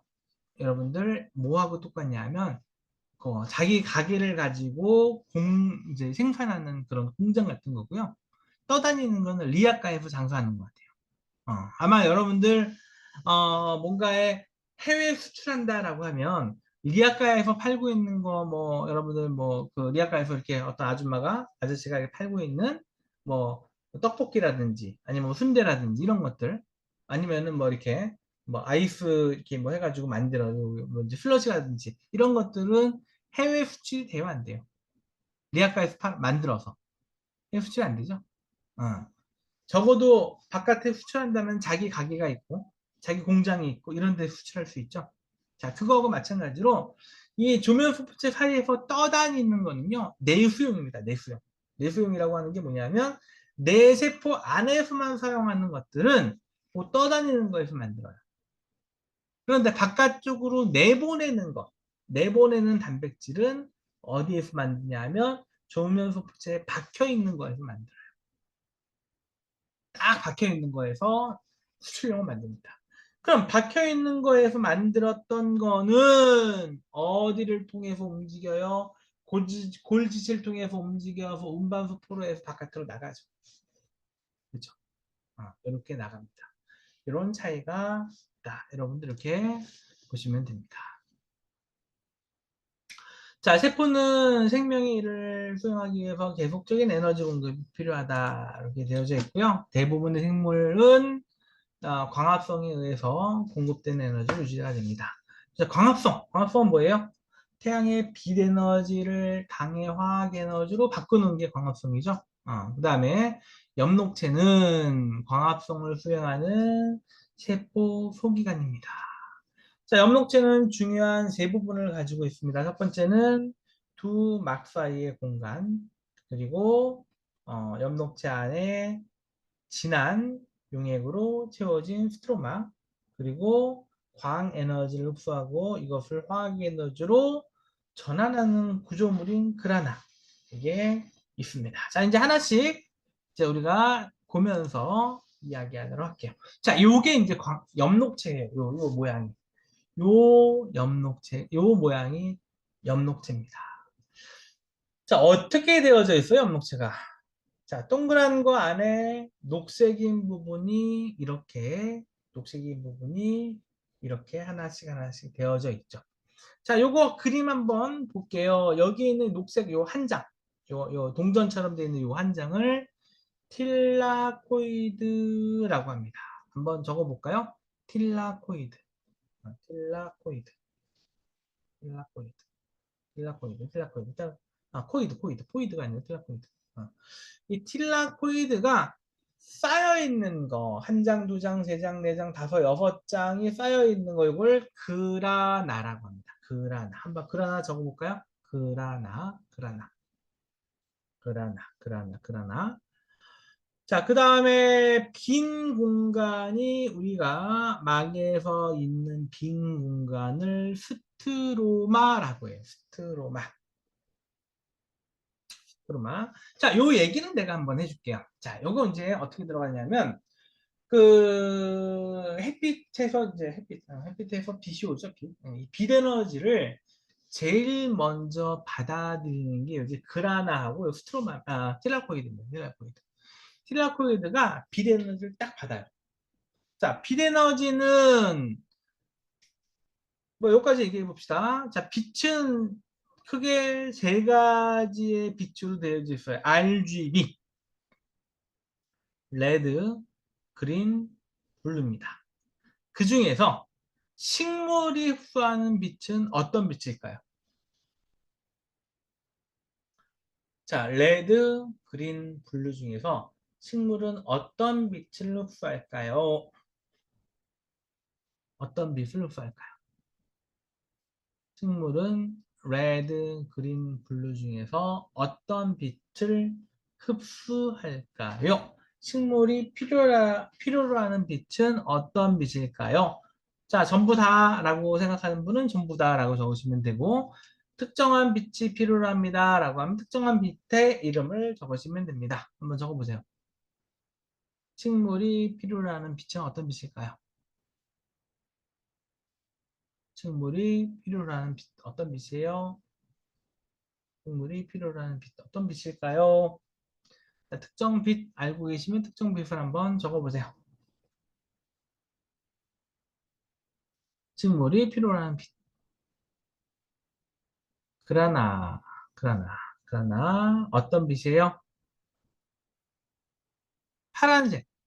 자, 식물은 어떤 빛을 원할까요? 못 빼고 다 원합니다. 못 빼고 다. 뭘 빼고 다 원할까요? 못 빼고 다 원할까요? 식물은 녹색 빼고 다 원합니다. 그러니까 파란색과 빨간색 빛을 원해요. 녹색을 필요로 하지 않으니까 엽록체에서 녹색을 반사합니다. 나 필요 없어. 그러니까 우리가 반사하는 빛인 녹색만 눈에 보이는 거예요. 그러면 빛은 이 틸라코이드 그라나 이 엽록체의 빛은 파란색과 빨간색 빛을 흡수하고 녹색은 반사하는 거죠. 반사하니까 녹색으로가 보인단 말이에요. 그러면 얘는 햇빛이 있을 때 빨간과 파란 빛을 흡수를 합니다. 흡수를 쫙 하면 에너지가 팍 올라가죠. 그 에너지를 가지고 뭐 하냐 하면 여기에 올라와 있는 물을 분해해서 산소를 탁 떨어뜨려줘요. 바깥으로. 빛을 받자마자 물을 분해해서 물에 있는 산소가 딱 떨어져 나가는 거예요. 그러니까 빛이 받자마자 산소가 나오는 거죠. 우리가 볼 때는. 그러면 H2O가 물의 구조인데 산소를 딱 떨어뜨려내고 나면 누구만 남아요? H만 남는단 말이야. 그럼 이 H를 누가 가지고 있어요? 얘가 잠깐 가지고 있어. 이 녹색 부분이 이 그라나가 H, 수소를 가지고 있어요. 이게 보통 우리가 뭐라고 그러냐면 고에너지 전자라 그래요. 한번 적어볼까요? 고에너지 전자. 한번 적어보세요. 고에너지 전자. 자, 그 고에너지 전자를 누가 가지고 있어요? 그라나 가지고 있는 거야. 잠깐 갖고 있어. 그러다가 그 에너지를 가지고 있다가 요 옆에서 이산화탄소를 흡수하잖아요. 그 이산화탄소하고 아까 가지고 있던 수소하고 결합을 해요. 어디서? 스트로마에서. 그래서 뭘 만들어? 포도당을 만드는 거예요. 포도당. 빈 공간을 갖고 와서 포도당을 만드는 거야. 그래서 스트로마에서 이 빈 공간, 요 스트로마라고 하는 요 공간에서 포도당이 합성이 됩니다. 그래서 그 역할이 요 역할이고 그 과정이 여기에서 이루어진다. 이렇게 이제 생각하시면 돼요. 자, 미토콘드리아는 ATP를 만들어내는 과정이고 세포호흡이 일어나는 장소가 미토콘드리아입니다. 미토콘드리아는 거의 모든 진핵세포에서 발견되고요. 에너지, 뭐 건전지 같은 거죠. 우리 몸에 있는 건전지. 두 개의 막으로 이루어진 피막이 미토콘드리아를 둘러싸고 있고 이것은 매끄러운 외막과 크리스터라고 불리우는 주름이 많이 박혀 있는 그런 구조로 되어 있습니다. 여기 보니까 어떻게 돼요? 자, 이렇게 동그랗게 지금 되어져 있는데, 여기에 보니까 이 미토콘드리아예요. 얘는 미토콘드리아인데, 미토콘드리아가 이렇게 동그랗게 되어져 있고, 내막이 있고, 바깥에 외막이 있습니다. 바깥에 외막, 내막, 그 다음에 내막 안에 보니까 꼬불꼬불하게 되어져 있어요. 그게 크리스테라고 하는 게 꼬불꼬불하게 되어져 있습니다. 자, 한번 적어보세요. 크리스테. 이거 한번 적어보세요. 채팅창에 한번 적어보세요. 자, 여기에서 ATP가 만들어지는 겁니다. 만들어지는 겁니다. 자, 볼게요. 자, 미토콘드리아하고 엽록체는 자신의 일부 단백질이 암호화된 DNA를 갖고 있고요. 이 DNA는 미토콘드리아와 엽록체가 먼 옛날에 독립생활하던 각각의 원핵생물로부터 진화했다는 증거가 되기도 한다. 그 얘기가 뭐냐면 우리 몸에 있는 DNA하고 미토콘드리아 DNA는 다르다는 얘기예요. 엽록체 DNA하고도 달라요. 각각에서 그냥 같이 공생하고 있다는 얘기야. 그러니까 이거는 아마도 옛날에 독립적으로 살던 원핵 생물로부터 진화하지 않았을까라고 우리 생각한다는 이런 얘기죠. 자, 그것까지 우리가 하고요. 그 다음에 세포골격은 세포질 전체에 펼쳐져 있는 섬유의 연결망, 이걸 우리가 세포골격이라고 합니다. 그래서 세포골격은 이 골격이 없으면 세포가 유지할 수가 없죠. 그죠? 이 세포도 하나의 지탱할 수 있는 뭔가가 있어야 되잖아. 그래서 세포골격이 세포를 기계적인 지탱을 해주죠. 그리고 형태를 유지시켜줍니다. 세포골격은 다른 종류의 단백질로 만들어진 여러 종류의 섬유를 포함하고 있죠. 그 다음에 이제 미세소관이 있고요. 이거는 이제 속이 빈 관이고 여러 세포속량과 엽록체 이동을 안내하고 있고요. 중간섬유와 미세섬유는 가늘고 속이 차 있다. 이거는 아마 우리 공부하는 교재에 각각이 나와 있습니다. 자, 보니까 이제 미세소관이 나와 있고, 세포골격에서 미세소관이 있고요. 이게 어떻게 운동하는지가 지금 나와 있네요. 어떻게 운동하고 있습니다. 이게 그림으로 나와 있습니다. 그다음에 세포의 골격은 생각보다 훨씬 역동적이고 세포 골격이 이제 변하면서 이렇게 막 움직이면서 아메바가 아메바 운동을 하고 있다. 그것도 나와 있습니다. 나와 있고 그다음에 이제 선모하고 편모가 있죠. 자, 다시 한번 그림 보면서 볼게요. 자, 정자에 있는 편모입니다. 편모는 주로 하나나 두 개 이런 털로 되어져 있어요. 얘가 하나의 긴 털 같은 걸로 되어 있어서 얘가 에너지를 갖는 거예요. 그래서 밑에 미토콘드리아가 붙어 있고요. 얘가 움직이면서 정자가 이렇게 움직이는 꼬리에 힘을 가질 수 있게 되는 거죠. 그 다음에 이제 선모, 원생생물의 선모, 이거는 뭐냐면 아주 작은 털들이 붙어 있는 거 우리가 선모라고 해요. 어, 호흡기 상피에도 우리가 작은 털들이 붙어 있어가지고 이게 아마 바이러스나 세균이 살짝 와서 붙습니다. 그러면 여러분들이 애취 하면 얘네가 또 바깥으로 나가죠. 붙어 있는 것도 있지만 애취해서 또 바깥으로 나가는 것도 존재할 수 있는 거죠. 자, 선모라고 하는 거하고 편모는 좀 다른데 선모는 비운동성 세포로부터 뻗어나온 거고요. 그다음에 편모는 운동성이죠. 운동성이 있는 그런 부위입니다. 그래서 여러분들이 그림 보면 이렇게 선모하고 편모하고 차이점이 이렇게 되어져 있다. 이거 이제 보실 수가 있습니다. 자, 항생제 내성균의 진화. 자, 요 얘기는 이제 뭐 마지막으로 정리하면서 이야기할게요. 자, 많은 항생제가 침입한 미생물의 세포 구조를 파괴시킵니다. 그래가지고 그 미생물의 세포 구조를 파괴시키면서 미생물을 죽이는 거죠. 항생제가 그런 역할을 하고 있는데 1940년대에 처음 소개된 페니실린은 그런 감염에 잘 들었어요. 그래서 여러분들 웬만하면 이제 감염으로 인한 어떤 사망자는 나오지 않는 거죠. 그러나 시간이 지남에 따라 항생제에 대한 내성세균이 유리해지고 있고요. 그리고 항생제 사용과 남용으로 항생제 내성을 갖는 세균이 좀 유리해집니다. 유리해지고 있고 결국은 이제 항생제가 얼마나 우리 몸에 필요한지 뭐 그런 얘기도 나와 있지만 왼편에 나와 있는 그림은 그겁니다. Thanks to penicillin, we will come 우리는 집에 갈 수 있어요. 고마워요, 페니실린. 요거는 뭐예요? 예전에 페니실린 광고. 페니실린이 처음 나왔을 때 광고에 나왔던 얘기입니다. 뭐예요? 웬만하면 우리가 그 세균 감염으로 죽을 수밖에 없었지만 페니실린이 개발되면서 우리가 이제 죽지 않고 살아서 집에 갈 수 있게 되었어요. 그런 얘기가 여기 나와 있는 거죠. 자, 그 다음에 두 번째 얘기. 이 얘기는, 자, 왜 이렇게 있을까요? 자, 무슨 얘기인지 한번 여러분, 한번 적어 보실래요? 얘기가 울고 있는 얘기. 왜 울고 있을까요? 자, 보니까, 안티바이오틱, 노 안티바이오틱 프리즈라고 나와 있네요.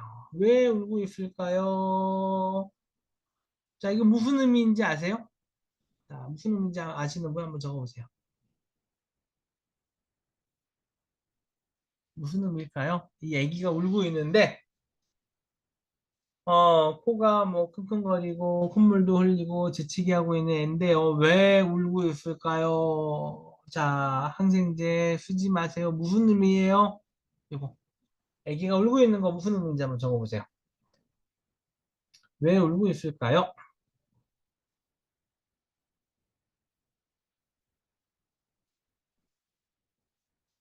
몰라요? 무슨 의미인지 여러분 한번 아시는 범위 내에서 한번 여러분 상상력을 동원해서 한번 적어보세요. 잘 모르면 몰라요 라고 해야지 안 기다립니다.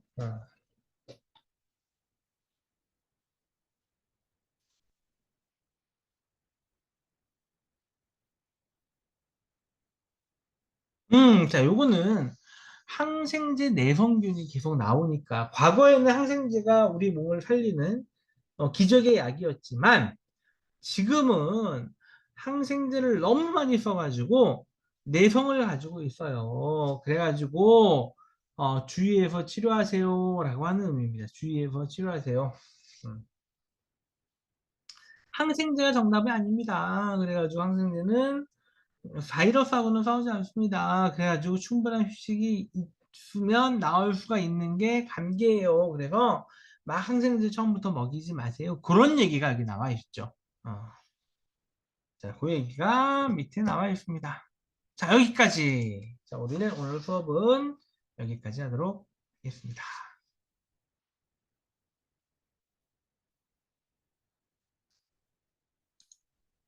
자, 그리고요. 여기까지 했고요. 여러분들, 자, 오늘 수업한 것 중에 질문 잘 모르겠는 거 있는 사람 질문 있어요? 질문. 음.